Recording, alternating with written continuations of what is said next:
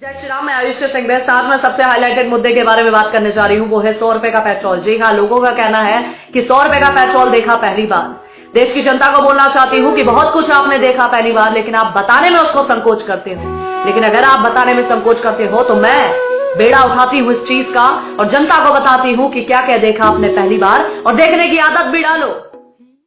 मैं देश की जनता को बोलना चाहती हूँ जिनका कहना है कि पहली बार देखा 100 रुपए का पेट्रोल, तो जनता को बताना चाहती हूँ कि पहली बार आपने देखा होगा चाइना को पीछे भागते हुए।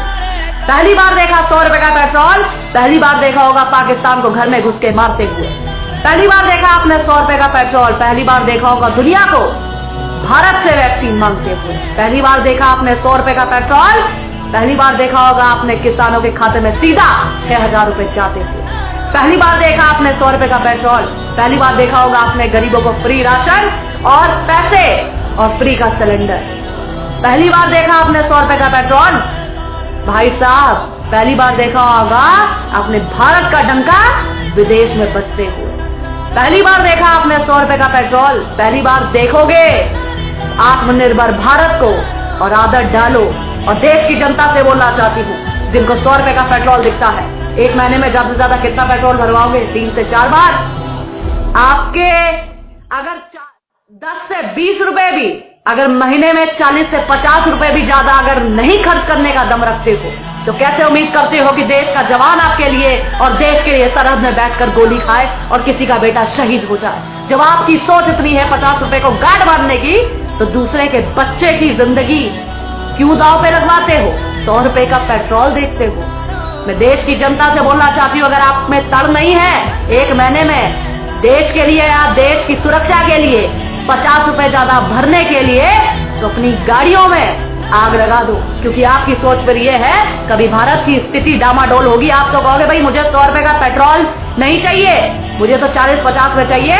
अगर इतना बनता है तो ठीक है, वरना देश को बेच दो, लेकिन मेरा पेट्रोल कम में होना चाहिए। आपकी सोच ऐसी है तो भाई साहब अपनी सोच अपने पास रखो।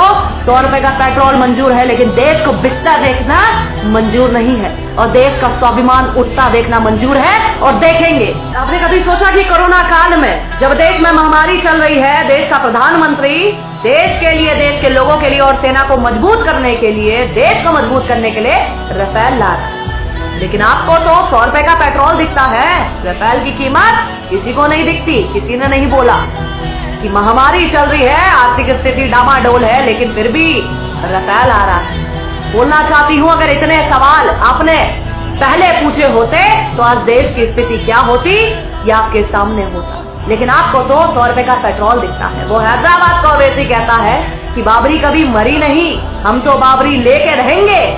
बाबरी जिंदा है सबके दिलों में और सामने भी, लेकिन तुम 100 रुपए में अटके रहना, तुम पेट्रोल की बात करना। ये जो राम मंदिर भी कोरोना काल में मिला है, इसके ऊपर भी खतरा है, लेकिन तुम्हें क्या फर्क पड़ता? तुम्हें तो 100 रुपए का पेट्रोल के बारे में बात करोगे ना। वो फैक्ट्स पर लड़ते हैं, वो पैसे पे नहीं, वो चीजों पर कि हम जाए, हमारे बाद भी लोग लड़ते रहे इसके लिए और देखते रहे, इतिहास पढ़ते रहे और देश में कब्जा जमाए। तुम कहते हो 100 रुपए की पेट्रोल की बात करो, टमाटर प्याज की बात करो। इतिहास रहे ना रहे, धर्म रहे ना रहे, देश रहे ना रहे, हमारे बाद कोई सीख पाए ना पाए, दूसरा कब्जा कर ले, हमें इससे मतलब नहीं। लेकिन देश में पहली बार 100 रुपए पेट्रोल को आसमान छूते पहली बार देखा। आत्मनिर्भर भारत भी पहली बार देखोगे, और बहुत कुछ निश्चित रूप से पहली बार देखोगे।